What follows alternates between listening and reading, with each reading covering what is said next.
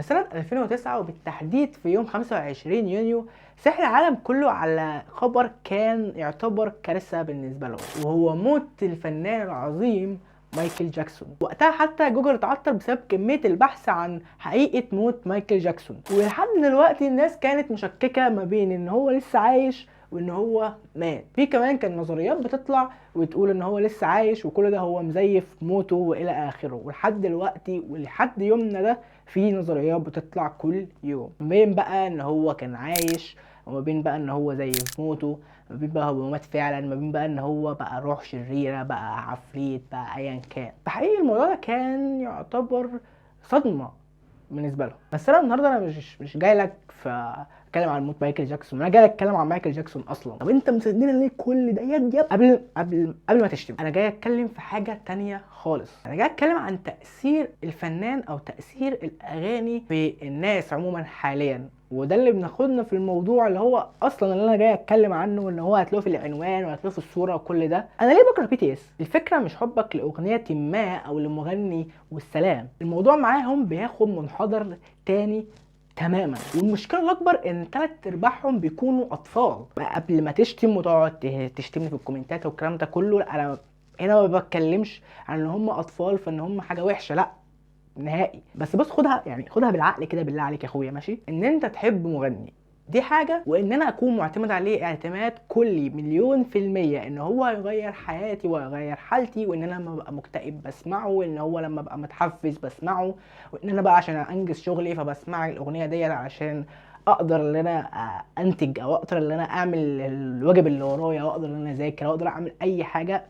ده شيء تاني تماما. ده مش الهدف من ان انت تسمع اغاني اصلا في العموم. هو احنا فعلا يعني احنا بنسمع اغاني فعلا وممكن نتاثر بيها، بس مش للدرجه بتاعتهم دي. يعني هما بياخدوها في حته تانية خالص، وجروبات بقى ورسم وشنط ومش عارف، يعني يعني حاجه في منتهى. فانا هاجي اتكلم عن ان ليه 3/4 اللي بيسمع بي دي اس هم مجرد اطفال او مجرد مراهقين مش اكتر. بصوا، هو الكلام اللي جاي ده يعتبر هو مجرد راي شخصي من شخص ليس له قيمه على الاطلاق، محدش يعرفه اصلا. فاتمنى محدش ياخده يعني على محمل اللي هو الجد وياخده على صدره قوي، فاهمني؟ يعني خلي كده في ود ما بيننا. بداية الموكة دي كلها زي أي بداية لأي حاجة بتحصل في وقتنا الحالي، وهي الترند. إيه ده؟ واحد بيعمل مهرجانات والناس كلها كانت بتتريق عليه، خد ترند. ايه ده؟ نتفليكس بتعمل مسلسلات وحاجات غريبة وبتنشر قيم غريبة عن المجتمع بتاعنا، ادي خد ترند تاني. وده عندك بقى اي حاجة هم عايزين يشيروها فهم بيعملوا نفس الطريقة ديت، ترند ثم ترند ثم الناس تشير وهكذا. في ناس بتشوف ان هو كان مجرد ترند، يعني زي اي ترند هيجي عليه وقت وهينتهي، وهيطلع اللي بعده وهينتهي، يعني مش نهاية العالم يعني في ترند برضه. وفي ناس بتاخد الترند ده لمرحلة تانية تماما، وهي مرحلة الاستهزاء، او بين قوسين انك تشهر الترند اكتر ما هو مشهور. يا حتة غبي، لو انا هاخد اي ترند بيطلع او اي موضوع مشهور بشكل عموما يعني بطريقه، بدل ما نشوف ان موضوع المثاليه ده حاجه غلط، بقينا اول ما بنسمع سيرتها او بتشوف حاجه زيها بنقول ايه ده يا عم؟ ده مسلسلات نتفليكس ولا ايه؟ واللي هي اصلا اتشهرت بسبب حاجه زي ديت، واللي هي اصلا ممكن ما يكونش حد عارفها وعرفها بسبب الترند ده. فهنا احنا دخلنا الموضوع تاني، وهو الناس بقت تعمل محاكاه للترند عشان تبقى مواكبه الترند اللي طالع ده، وما تبقاش نيرم ولا ايه، تبقى ميم لورد كده يعني.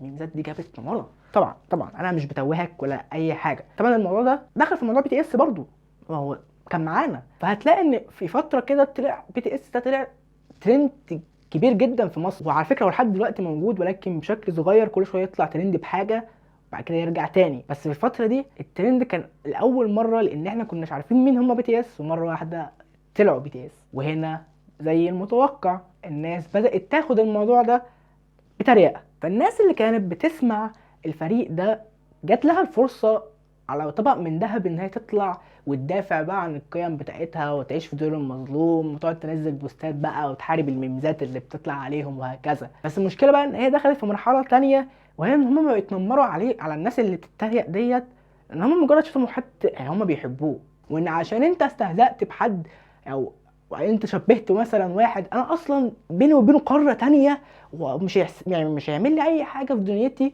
انا بخش اشتم وبخش اتنمر وبخش اتريق وبخش اعمل اي حاجه، لدرجه ان في ناس ممكن تكتئب فعلا بسبب ان حد شتم حد من BTS، ومش غريبه ممكن تحصل فعلا. فهنا في ناس جديده ما كانتش تعرف BTS، فايه اللي هيحصل؟ انت صح. وفي ناس هتقول لك طب ما انا ابقى زيهم او اخش معاهم واواكب الترند واعمل محاكاه، لان انا عايز ابقى فان لBTS. ما دام انت معتمد على فنان او مغني او ممثل او ايا كان ان هو يحل لك مشاكلك، فمشاكلك عمرها ما هتتحل. بس اظن ان انا اتكلمت بكل اريحيه عن الموضوع ده بوجهه نظري طبعا اللي بكررها تاني.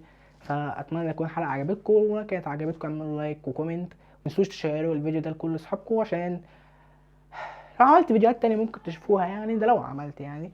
وبس اشوفكم في حلقه جايه ان شاء الله. كان معكم يوسف من حنيوك الانتاج السينمائي. سلام.